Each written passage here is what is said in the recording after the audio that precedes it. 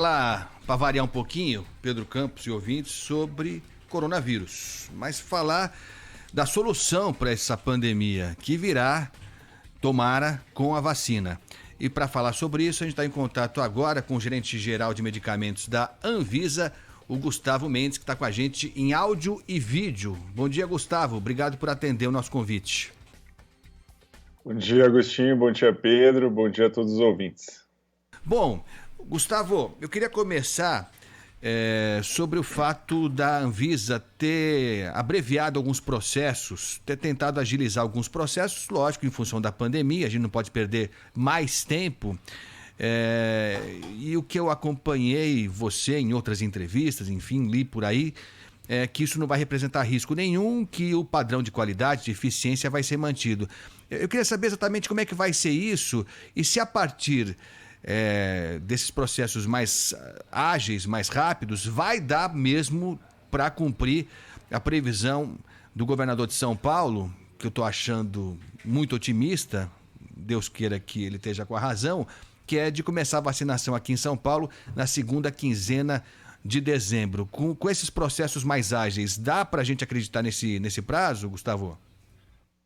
Pois é, essa agilização administrativa, na verdade, foi uma inovação que a Anvisa adotou em conjunto com outras agências reguladoras, né? A gente teve esse procedimento também instituído na agência europeia, mas a ideia é que se a gente tem, por exemplo, 10 pacotes de documentos para que a Anvisa possa analisar o registro de uma vacina, a ideia é que, à medida que cada um desses pacotes vão sendo gerados, vão sendo compartilhados com os especialistas da Anvisa para a gente já identificar se tem algum questionamento, dúvida, necessidade de esclarecer, alguma coisa assim. E a gente acredita que se esses pacotes forem sendo transmitidos para a Anvisa à medida que vão sendo gerados, isso vai agilizar ao final, quando tiver os 10 pacotes prontos para a nossa análise. Então foi só uma inovação administrativa, não tem a ver com requisitos técnicos, flexibilizar nenhum aspecto de segurança, qualidade ou eficácia. E a gente acredita sim que isso vá se reverter num ganho no final. Agora, a Anvisa não tem se comprometido com prazo de vacinação. Por quê? Porque nós temos visto em vários momentos, e isso é absolutamente comum na ciência, situações em que fatores que não são controláveis podem ocorrer. Por exemplo, o caso da vacina de Oxford, né, que teve uma interrupção no estudo que estava em andamento, o estudo fase 3, por conta de um evento adverso grave, e isso fez com que paralisasse o estudo, né? E os estudos ainda estão em andamento para todas essas vacinas, a Coronavac também. Então, por isso que é uma perspectiva otimista a do governador, e eu acho que é importante sermos todos otimistas nesse momento, mas a Anvisa, como agência reguladora, não consegue se comprometer com esses prazos. Desculpe por insistir nesse ponto, mas é possível que tenhamos a vacinação na segunda quinzena de dezembro? A Anvisa seguramente trabalha com prazos. É lógico que o eventual pode mudar, pode abreviar ou pode retardar qualquer previsão, mas imagino que a Anvisa deve ter um prazo, deve ter estabelecido, olha, o mais provável é que a gente tenha na mão para vacinação a partir de não sei quando. Então a pergunta é essa, é possível que tenhamos essa vacina na segunda quinzena de dezembro, ou a Anvisa trabalha com um prazo mais largo? Pois é, a gente não trabalha com prazo de vacinação, a gente trabalha com prazo de análise. Então, a Coronavac, ela já compartilhou com a gente ontem documentos relativos à etapa não clínica, ou seja, a etapa da Coronavac em que foi testado modelos animais, modelos laboratoriais. Esse é um dos pacotes dos 10, né? Estou colocando 10, mas é um número aleatório, porque na verdade são 10 mil páginas para vocês terem uma ideia para se avaliar uma vacina. E por que é tanta informação? Porque são muitos dados que precisam ser avaliados. Não é só segurança e eficácia, é como essa vacina vai ser fabricada, é como a segurança está bem estabelecida, quais os compromissos que as empresas vão ter que assumir. Então tudo isso tem que estar muito claro para a gente. E, bom, para que o prazo de 15 de dezembro esteja correto, esses pacotes todos vão ter que ser submetidos antes disso. E por isso, o prazo que a gente tem para avaliar esses pacotes é de 20 dias. E o prazo que a gente tem para avaliar um dossiê de registro é 60 dias. Isso eu só estou compartilhando com vocês para vocês me ajudarem nas contas aí. Eu já entendeu? daria 3 Porque a meses gente nisso, realmente, né? Só aí já dariam 3 meses. a gente não está se comprometendo com prazo. Esses são os prazos que foram estabelecidos pelas resoluções. Então, por isso que precisa se fazer essa conta aí. Na verdade, assim, a gente fica muito tranquilo em não dizer prazo, porque no momento a bola não está com a gente. A bola não está com a Anvisa. A Anvisa não está com os 10 pacotes necessários para se analisar um registro de uma vacina. Então, essas perguntas, por isso que eu entendo que essas perguntas a gente não consegue responder, porque ainda depende desse fator que não é nosso, entendeu? Bom, Pedro, aí uma liberdade poética minha aqui. O governador deu um chute. Ele deu um chutão, né? A gente pode chamar isso de otimismo? Pode ser otimismo, mas pode ser uma dose de irresponsabilidade também, você querendo ver de uma forma ou de outra, mas claramente, pelo que disse o Gustavo aqui, tecnicamente não dá para cravar data nenhuma. Gustavo, eu queria aproveitar, bom dia para você, e te perguntar, nesse caso, por estarmos vivendo numa pandemia, a ansiedade está aí na flor da pele de todos, né? Há algum caminho para se abreviar esses prazos que foram trazidos por você? Ou isso é uma pedra colocada que não pode ser mexida pelos protocolos que se tem aí na área da ciência? Pois é, a gente tem que ter muito cuidado com essas abreviações de prazo, e a gente fez tudo o que a gente podia no âmbito administrativo, porque a gente entende que o administrativo é o limitante humano, né, nesse caso. Agora, o fator científico é um aspecto que nós não podemos abreviar. E a segurança bem caracterizada e a eficácia comprovada é fundamental, ainda mais nesse momento em que a gente está vivendo toda essa discussão sobre vacina, né? A gente vê muitas manifestações de pessoas dizendo: eu não vou tomar essa vacina porque ela está sendo desenvolvida muito rápido. Aí coloca o exemplo do sarampo, que demorou 10 anos, que não é aplicável a essa situação. Também pessoas dizendo: eu não vou tomar vacina porque é chinesa, porque a China inventou o vírus. Então, assim, como a gente está nesse momento de muita dúvida, muita incerteza da informação, é muito importante deixar claro: não dá para adiantar procedimentos científicos. É preciso comprovar segurança e eficácia, e isso não vamos poder abrir mão. A segurança e eficácia é comprovada por meio dos estudos clínicos, que estão em andamento. Esses estudos precisam ser terminados. Então, por isso que isso não dá para a gente avançar.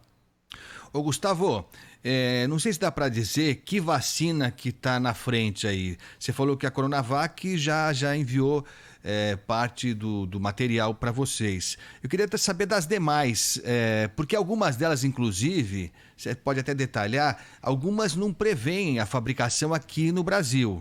Né? Não está prevista essa transferência de tecnologia. E lógico que se eu não estou enganado, mas se você tiver esse dispositivo, essa possibilidade de fabricar uma vacina no Brasil, a chance dela estar mais rápida sendo utilizada na vacinação propriamente dita é maior. Então a pergunta é essa: qual vacina que está mais adiantada e quais delas prevêem essa transferência de tecnologia aqui para o Brasil, Gustavo? Pois é, são 4 vacinas, 2 com transferência de tecnologia prevista, a do Instituto Butantan, a Coronavac, e a de Oxford, para transferência para a Fiocruz. Essas 2 já iniciaram esse procedimento que nós chamamos de submissão contínua, né, em que os pacotes são compartilhados com a gente. As outras 2, que são a da Pfizer e a da Janssen, elas não têm essa previsão de transferência, inclusive não existe nem a perspectiva de vir para o Brasil ainda. Ainda não se negociou essa possibilidade porque são vacinas que estão com desenvolvimento no exterior, apesar de estarem fazendo estudo clínico no Brasil, ainda não teve essa negociação tão clara.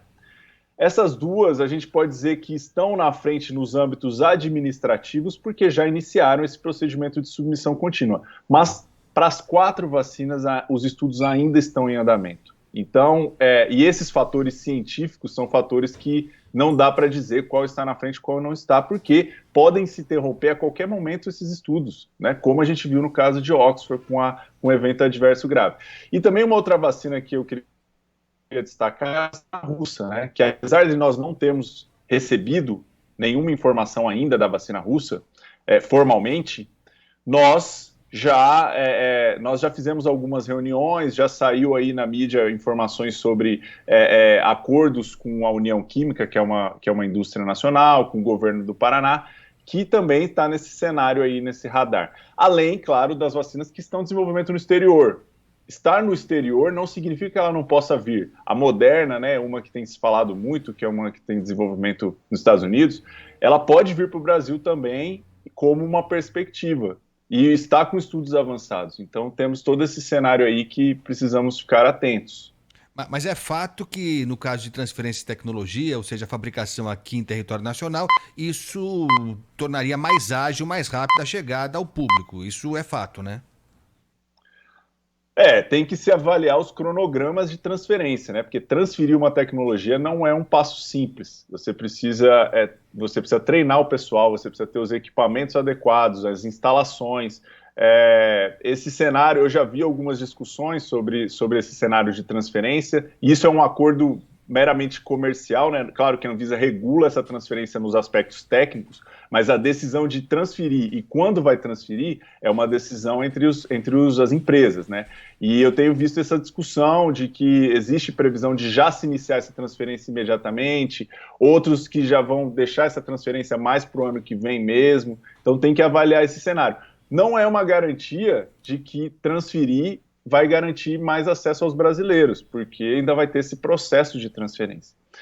E mesmo fabricada no exterior, essa vacina pode estar disponível para o brasileiro. Gustavo, como que é o trabalho da Anvisa de verificação aí, né, desses protocolos, de autorização das vacinas, né? É um grupo que já está formado, houve necessidade de ampliação aí do efetivo? Queria que o senhor detalhasse um pouquinho para o ouvinte da Rádio Bandeirantes como funciona exatamente o trabalho da Anvisa nessa questão. Bom, assim que a situação de pandemia se instalou, nós identificamos que havia a necessidade de priorizar os dados, as informações relativas à Covid, as análises, né? A gente sabia que as respostas precisavam ser rápidas, e como que a gente sabia disso? Porque nós já participamos de alguns fóruns internacionais de agências reguladoras e todos estamos na mesma situação. Sabíamos que precisávamos de resposta rápida sem abrir mão dos critérios científicos. Então a gente instituiu um comitê dentro da Anvisa de especialistas. A Anvisa conta com especialistas já com muitos anos de experiência, né? Eu mesmo já estou na Anvisa há 17 anos, os nossos comitês são pessoas sempre com mais de 10 anos de casa, acostumadas a avaliar protocolos de pesquisa, multidisciplinares, né? A gente conta com médicos, farmacêuticos, estatísticos, e a gente conseguiu, por meio desse comitê, ser ágil nas respostas. A gente tem 72 horas para se manifestar sobre qualquer estudo clínico que está relacionado à Covid. E nós já aprovamos mais de 40 estudos de medicamentos e vacinas para a Covid. Então, assim, as vacinas, claro, são a nossa esperança, mas a gente tem outros 40 estudos em andamento com medicamentos, anticorpos monoclonais, que podem ser também perspectivas de tratamento. E a gente conseguiu essa resposta tão rápido porque a gente se organizou administrativamente para isso. E a gente pode contar também com consultores externos, se for o caso. Até o momento, tivemos algumas discussões com os especialistas internacionais, especialistas nacionais, mas temos conseguido ter respostas bastante ágeis e criteriosas para esses casos. Nós estamos conversando com Gustavo Mendes, que é gerente-geral de medicamentos e produtos biológicos da Anvisa. Gustavo, eu estava vendo esses dias uma entrevista do Dr. Dimas Covas, aqui do Instituto Butantan. Ele estava falando da eficácia dessa vacina, né? Que a gente espera chegue rapidamente. E eu lembro que lá no começo, né, Pedro, a gente ouvia falar de uma eficácia de 70%, 90%, enfim. Não só dessa vacina, mas de outras vacinas e tal. E agora parece que estamos já negociando aqui com 50%. Estamos fechando em 50%. É isso mesmo? 50% é o que tem para hoje? Em que medida isso... Porque eu fico pensando, né, Pedro? 50% eu posso estar no 50% que deu certo ou no 50% que deu errado, né? E aí, se você vai tomar a vacina e você está no 50% que deu errado, você fala assim, não, eu já estou vacinado, agora eu posso sair para a galera, né? Como é que é isso, hein, Gustavo? Essa é uma discussão bem complexa. Eu, como sou um técnico da Anvisa, né, e acostumado com as análises de estudos, eu faço um esforço para traduzir o que é esse 50% e o que representa isso. Mas o fato é que o critério de 50% de eficácia, aliás, o critério de eficácia de vacina, ele não é escrito em pedra por nenhuma agência reguladora. porque a gente sabe que a avaliação da eficácia de uma vacina depende de vários fatores, não só de um indivíduo, não só você, Agostinho, eu tomei e estou com 50% de chance de estar imunizado ou não. Porque a vacina é uma estratégia de saúde pública. O que é a vacina? É uma maneira de impedir a circulação do vírus, né? Então, vamos supor que a gente diz muito de imunidade de rebanho, né? Não sei se vocês já ouviram esse termo, mas a gente ouve falar muito aí na mídia de imunidade de rebanho. Quando a gente tem mais ou menos 60% da população imune ao vírus, a gente já disse que a imunidade de rebanho garante que esse vírus não vai conseguir circular mais. Então, a meta, geralmente, quando a gente fala de uma sociedade, é isso. 60% das pessoas imunizadas, a gente já consegue controlar a doença de uma maneira bastante significativa. Vamos supor que quando sair a vacina, a gente tenha 20% já das pessoas expostas. Esses dados ainda são muito preliminares, porque a gente nem sabe bem a transmissibilidade desse vírus, né? Ainda são dados baseados em modelos matemáticos, etc., porque a gente não tem uma testagem extensiva da população. Não está todo mundo testado para saber o quanto a gente tem de imunidade real das pessoas. Então vamos supor que 20% já esteja imunizado. Se a gente precisa de mais 40% para atingir a imunidade de rebanho, significa que se a vacina tem 50% de eficácia, a gente precisaria imunizar 80% das pessoas para atingir a imunidade de rebanho. Então já seria um ganho enorme se a gente conseguir imunizar até menos que isso, porque a gente já impede o vírus de circular significativamente. Então, desculpa se eu fui muito matemático aí e muito confuso, mas a ideia é que qualquer ganho de eficácia já vai ser um avanço enorme no combate ao coronavírus. Então, por isso que 50% parece razoável. Isso não é uma coisa que ninguém está tirando da cabeça, não. A OMS já discutiu isso há muito tempo, todos nós, reguladores, já estamos discutindo isso, e também já aplicamos isso para outros casos. O vírus da influenza, é claro que o vírus da influenza não é tão grave quanto... O influenza é a gripe, né? Não é tão grave quanto o coronavírus, mas a campanha de vacinação da gripe, que tem a eficácia muitas vezes até de 30%, já mostra resultados muito positivos para diminuir a circulação do vírus e impedir casos graves. Então, faz muito sentido a gente flexibilizar esse critério, sim. Gustavo, desculpa, Pedro, só pela oportunidade, você falou de imunidade de rebanho. É possível, porque a gente está vendo na Europa os casos acontecendo de novo, não se sabe se é uma segunda onda, enfim. Mas o fato é que estão crescendo os casos. Na Espanha já estão fechando de novo tudo, enfim. E aqui a gente está num viés de baixa, né? O que parece é isso. Ainda o número de mortos é significativo, mas está caindo. Aparentemente está caindo. Se não acontecer nada demais, a gente tende a seguir por uma situação mais confortável. É possível que o errado tenha dado certo, Gustavo? A gente morreu um monte de gente aqui, o que é uma tragédia, é o pior de tudo, o pior dos mundos é isso. Mas enfim, está posto já, os mortos já estão aí. É possível que esse descaso todo tenha criado essa tal imunidade de rebanho e que a gente não vivencie aqui no Brasil o que está acontecendo agora na Europa? Hein, Gustavo?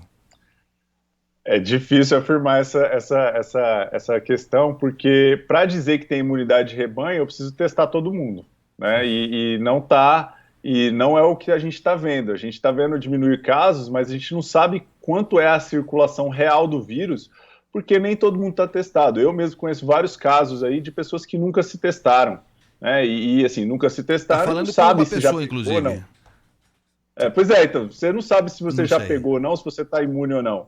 Então, isso faz toda a diferença quando a gente pensa em saúde pública e no quanto o vírus está impactando a sociedade. O que a gente tem que ver agora é caso grave, né? O que a gente tem visto é caso grave e caso sintomático.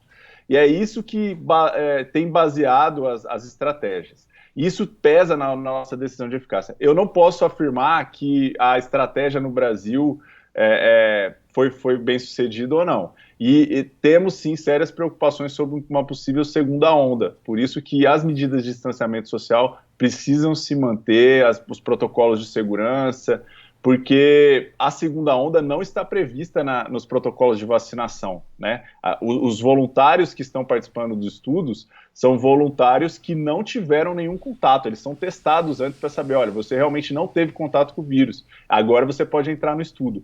Então a vacina inicialmente não está prevista para essa população. Nós conversamos aqui no Jornal Gente da Rádio Bandeirantes com o gerente-geral de medicamentos e produtos biológicos da Anvisa, Gustavo Mendes. Gustavo, Obrigado pela entrevista aqui, bom fim de semana para você, até uma próxima. Eu que agradeço a oportunidade, um abraço a todos aí. Valeu, obrigado.